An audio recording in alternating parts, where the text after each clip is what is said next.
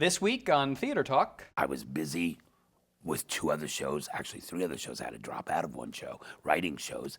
And I said, but here's the opportunity. Life is only as exciting as if you say yes. Yeah. If you say no, it doesn't get better, it doesn't change. And I went in. Theater Talk is made possible in part by the CUNY TV Foundation.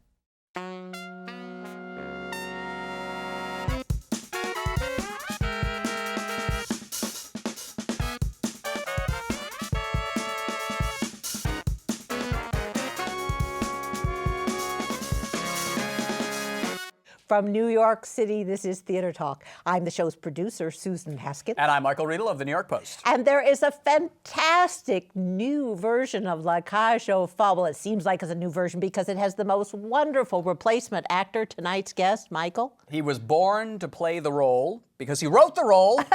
We've been waiting for years to see Harvey Fierstein as Albin in CAGE aux FOLLES, and here he is now on Broadway, turning this wonderful, wonderful revival into something I actually think even more touching, more moving, and richer. Your performance is really brilliant, Harvey. Well, first of all, did you see my bio? No. My bio says, and do be, like, listen to my credits, and it says, and do be careful what you do in your youth. It will come back to bite you.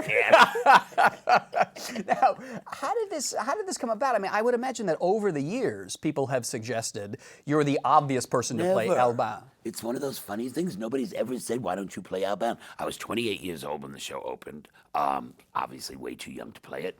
And then over the years, nobody's ever said you should play Albin.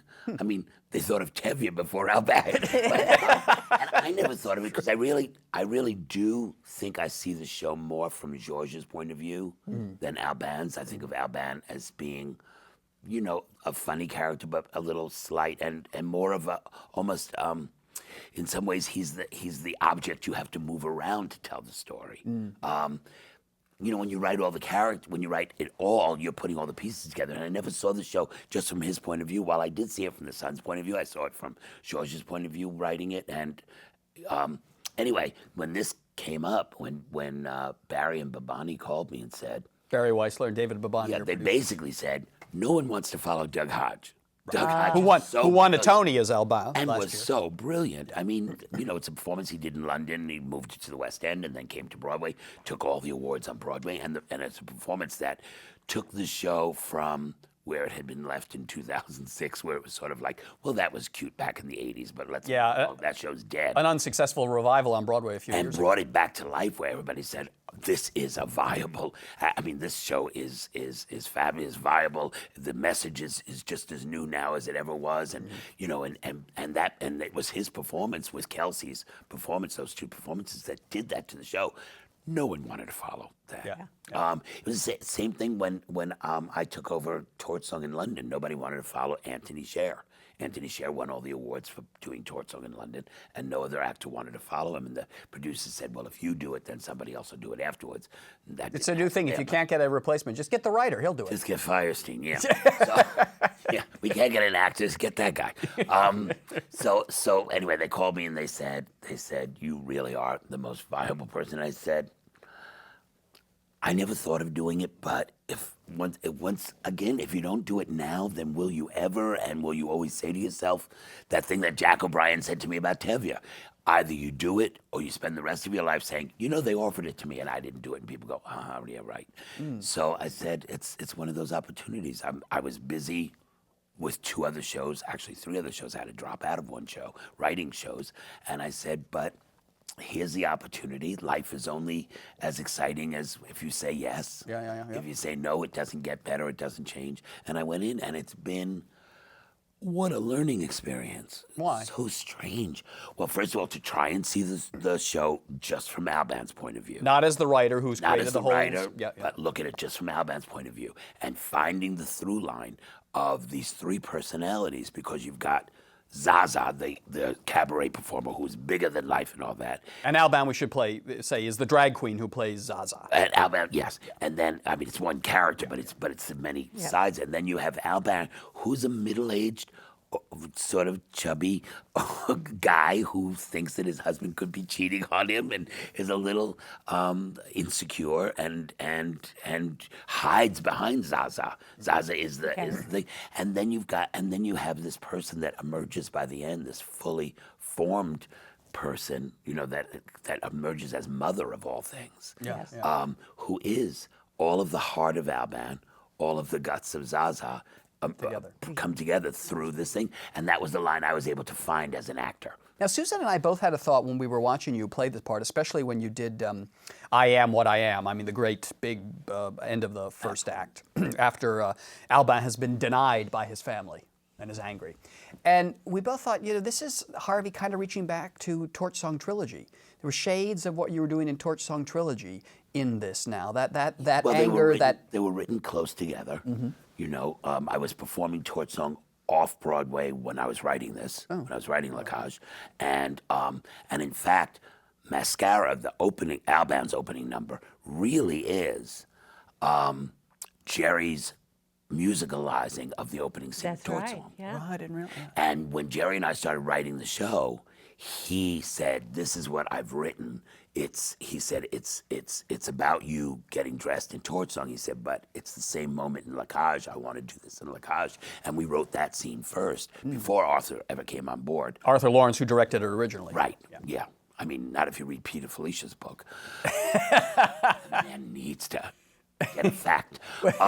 Get a fact, Peter. Get a fact. But Jerry and I wrote that scene first with that, and that really was almost out of Torch Song.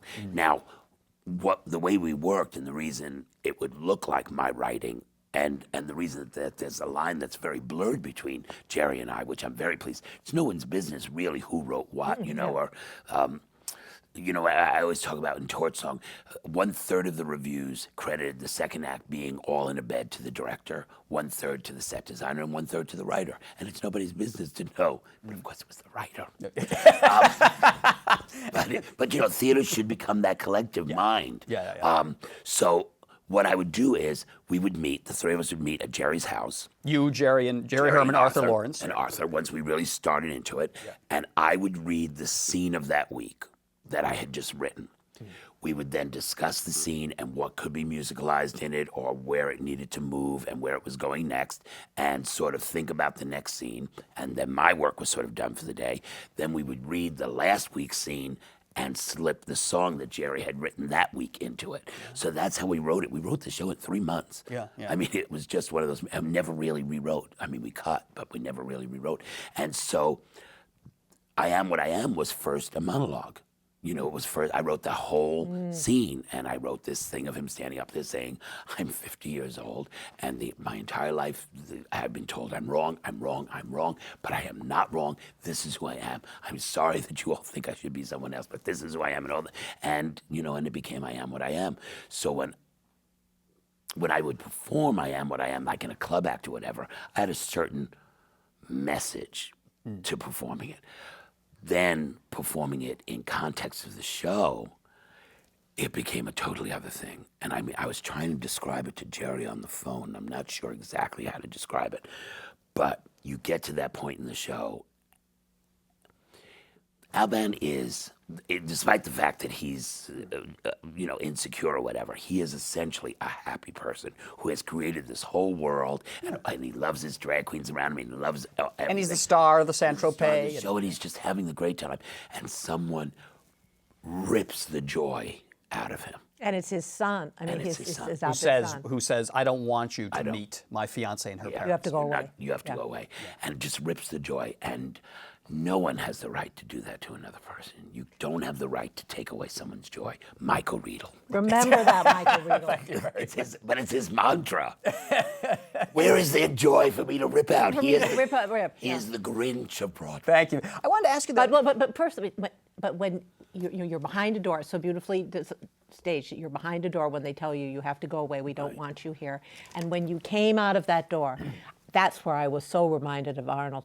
The look on your face of just being crushed, fighting for your identity, having established your identity, and then you have to stand there singing with the other drag queens, and then it's like no, and then you let it, and then it's actually you just let it bubble up. And But you have to do as an actor though. You know, you have these, you know, what kids think, well, how do I cry on stage and all this? It's like, don't. That ain't your job. The job is for them to cry. Right? You know, it's let it all bubble. Just let it bubble up. Let it take over.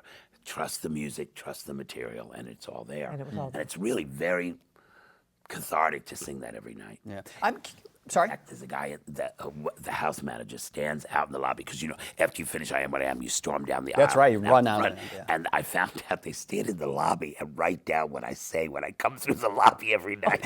What do you say? I don't know. I say something outrageous, you know. So it's like, get me a cab. I'm out of here, you know. It's in the stage manager. When I hit the street, I usually say the same thing because there's always like people walking down the block, and there I am in this black and gold gown, no wig, right? With the earrings and all that, tears straining down my face, and I go, too much for night. Too early in the day. I wanted to ask you something you said about writing with Jerry. Did you intentionally write scenes that you knew he would turn into songs?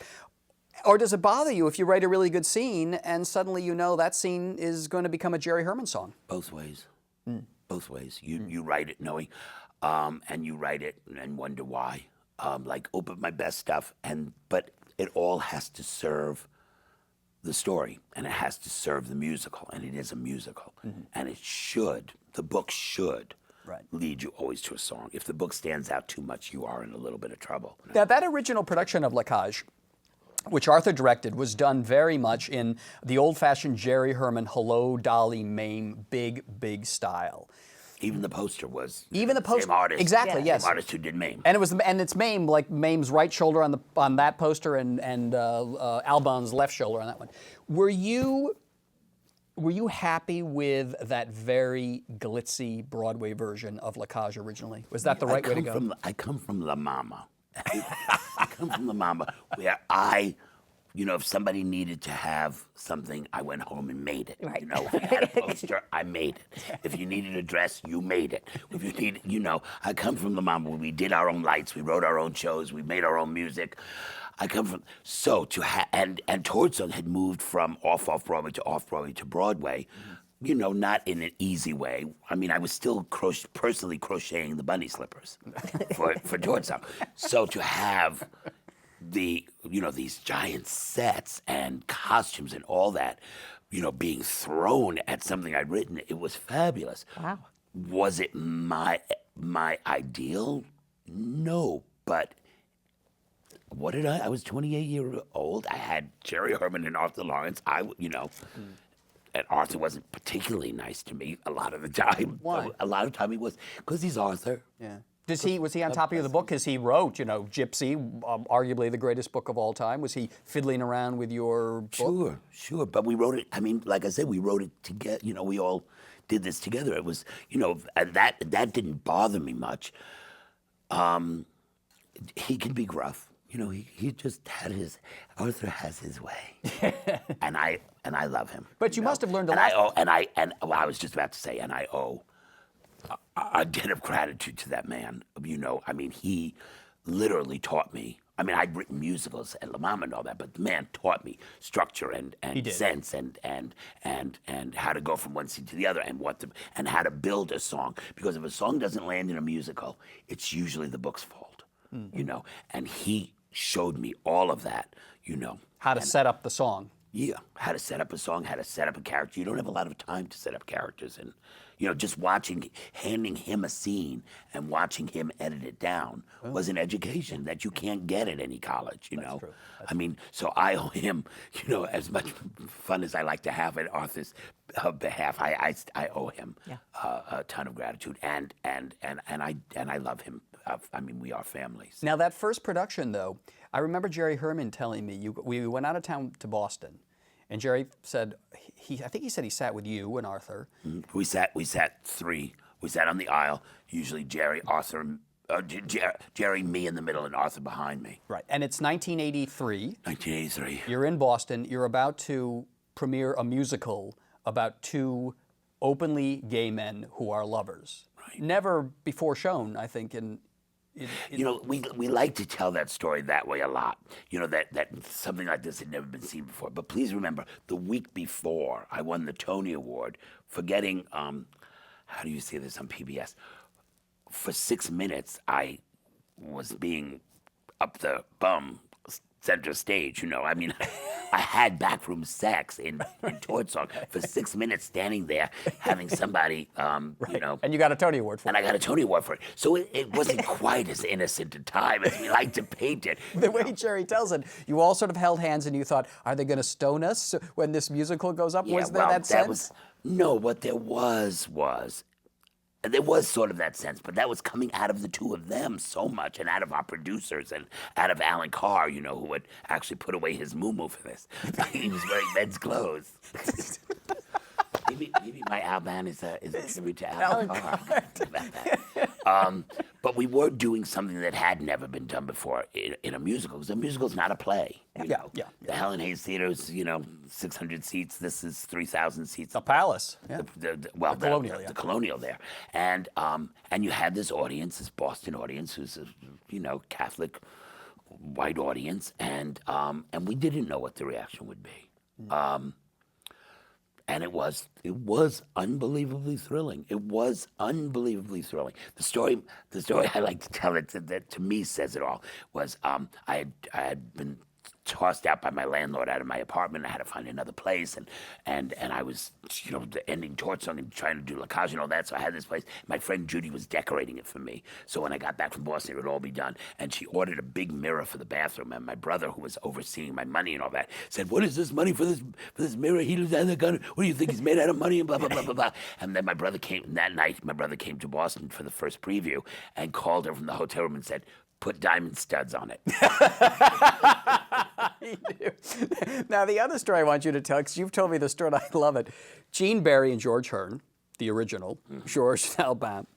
And the first, was it the first preview where curtain goes up? No, it was the... Where Gene Barry forgot the lyrics. Yeah, no, it was in the middle of previews. Yeah, but it's we all go blank on stage. I call it the white room. All of a sudden you've stepped into a white room. There's nothing on the walls to tell you where you are. There's no one else there. There's not a clue. You have no idea where you are, and it's like that's the actor's nightmare. So it does happen. And Gene was not the youngest gentleman in the room.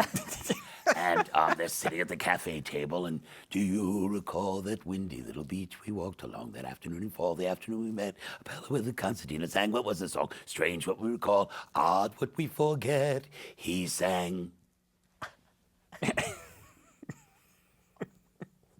And George leaned over the table, took his hand and said, "La, da da da, da da da, da da da, da. Da-da." And you and Jerry must have died. Well, poor Jerry. You know, Jerry doesn't have a sense of humor about that stuff. No. I, on the other hand. Now, speaking of Jerry, It's like Robert Goulet, you know, bless his soul. Yeah. When he took over that last, and he had trained himself over the years to, whenever he went blank, just say something. Right. You know, and the things that would come out of that man's mouth. But one of my favorites was, here's a line, "You traitor, you Judas." And the line came out, "You traitor, you Buddhist." Now, did you have to audition for Jerry? Because I know Jerry's very particular about how his score is sung. Have you sung for Jerry? You have not. As it was a famous story, of course, before I did Fiddler, Jerry Bach and Sheldon Harnick and Joe Stein, I insisted they hear me sing the entire score first, and that was that. Jerry has seen me do Hairspray and Tort Song and Fiddler and Catered Affair. Jerry knows what my voice sounds like. When they asked me to do it, I said, "I'm going to ask Jerry because I'm not doing it unless I have Jerry's full approval." And David Babani said to me, "Let me ask him." And I said, "You know what? It's probably better because I don't want him saying no. I don't want to feel him saying no to me." Right. And I said, "But unless he's really behind it." There's no way I'm doing it. We've had this child together for 30 years. Yeah. I mean, it really is a marriage when you write a show together, and Jerry and I for 30 years have made every decision on every the show's done all over the world, and we've made every decision together. Whenever we do something, we call each other. We go in as a married couple, as a front together. Yeah. This is our child, and we take care of our child. So I didn't want him to have to say no to me. I said, you tell him that Harvey doesn't even know we're going to ask him. And Jerry said, I'm giving you the frank answer. He said, as a composer, oi. As a businessman, you have my blessing. But there's a happy ending to the story, Yes. which is Jerry, of course, has lots of friends. He's in L.A. Yeah. And Jerry has lots of friends, and he's had them at every performance. And I get email after email and phone call after phone call crying with him, saying, Harvey, I hear your performance is a triumph. I hear it's this and there. He said, I am so happy for you. I'm happy for us. I'm happy for the show. He said to me, it sounds like a whole new life for the show on top of the new life it just got. And so he's thrilled. That score is so wonderful, though. I've heard it a million times in my life. And sitting there the other day when I watched you do it, I just thought my toes were tapping. Yeah. I was happy. I was moved Well, by...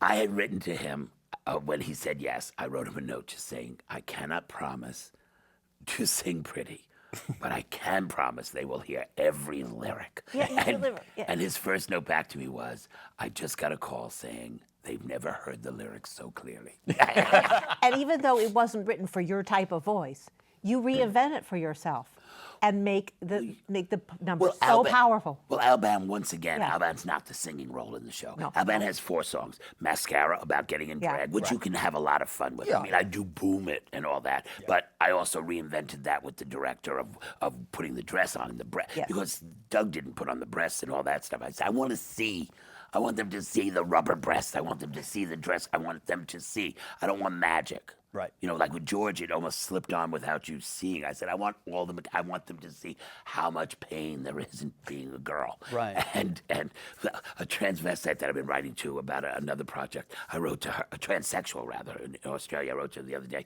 saying, oh, it's so hard being a girl. And she wrote back, she said, but not if you really want it.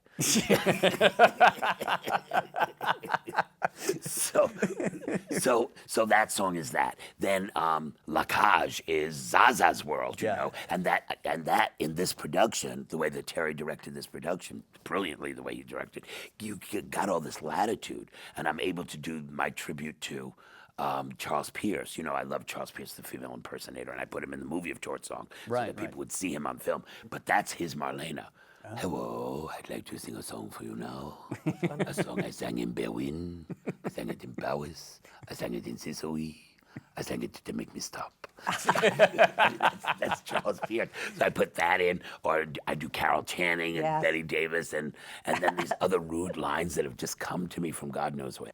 And I guess since you're the writer, you've got license to A little license. Change it at any time. A little license. Well, there's some lines that I put in that frankly Arthur cut out. I put a couple of lines back in, like when they asked me to sing in Best of Times, and she says in G, and I say G flat. I've had a child. Arthur cut that out originally? Yeah, and the line that I put in instead, then I would give him, sometimes I would write him 3 jokes for each place, and then he would pick which one he liked, and the one that he liked was G flat, it's been a long day. Not as good as that. But it's not as good as I've had a child. Why would he cut something like that out? We've got to wrap it up, but one thing I did notice that's different from this La Cage and the original production, I'd gone back and looked at some of the interviews with Gene Barry and George Hearn, and in every interview they made sure to point out that they were married, that they were straight men. There seemed to be this publicity campaign to say, we're playing gay people, but we're not gay. But I mean, even gay people did it back then. Remember female impersonators like Craig Russell and Jim Bailey. Jim Bailey would appear like on the Sonny and Cher show, and he'd wear a tuxedo and carry a cigar. And talk about dating. And then he'd come out as Barbara Streisand or Peggy Lee. Yeah. It's like, what kind of self-loathing? But those were the days. I mean, they can say whatever they like, but Arthur and Jerry brought women as dates to the opening night of La Cage. Really? Did you? No. Who was your date at the opening My night? mother. No. No, the guy I was dating at the time, I thanked him on the Tonys. That's right, yeah. He was a word processor. Oh, yeah. So, anyway, listen, Harvey, it's a great, terrific performance as Albin in Are you going to behave yourself at all before we leave? Can Susan and I beat some sense We into really, you? if only it would work. How can we beat? You gave me a lovely lineup. What are you doing to that poor innocent show? Whatever happened to the days where producers like Merrick or Barnum would say, I'm spending billions of dollars to bring you the finest in entertainment, and we'd all go, ooh. They say we're spending $65 million to bring you a show, and you go, ooh. Well, I'll tell you why. You know why? Because when David Merrick said, I'm spending billions of dollars to bring you a show, it was Hello, Dolly. When they say it, it's Spider-Man. That's the difference. You didn't give it a chance to become That's what right. it's been. It's still in the egg. It's still hatching. I can feel that Spidey's coming. It's an ostrich egg. And I bought a Spider-Man shirt at Halloween to wear to opening night. are you going to go to the opening night of Spider-Man? Still alive. Of course. I should live so long. That's the line. Rewrite. I should live so long. And when Reeve Carney leaves Spider-Man, Harvey Fierstein is the replacement Spider-Man. Because I know Bono and the Edge want to hear you sing their songs. All right, next season, Newsies and Kinky Boots. Your new shows, exactly right. Harvey, it's great to see you, and best of luck in La Cage aux Folles. And I hope you live through this season.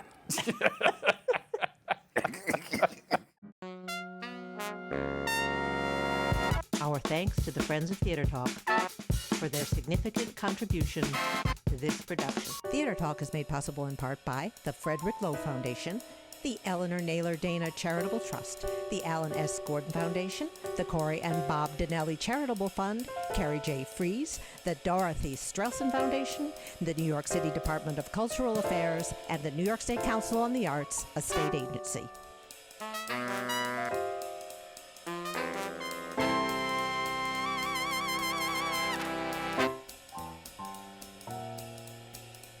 We welcome your questions or comments for Theater Talk. Thank you and good night.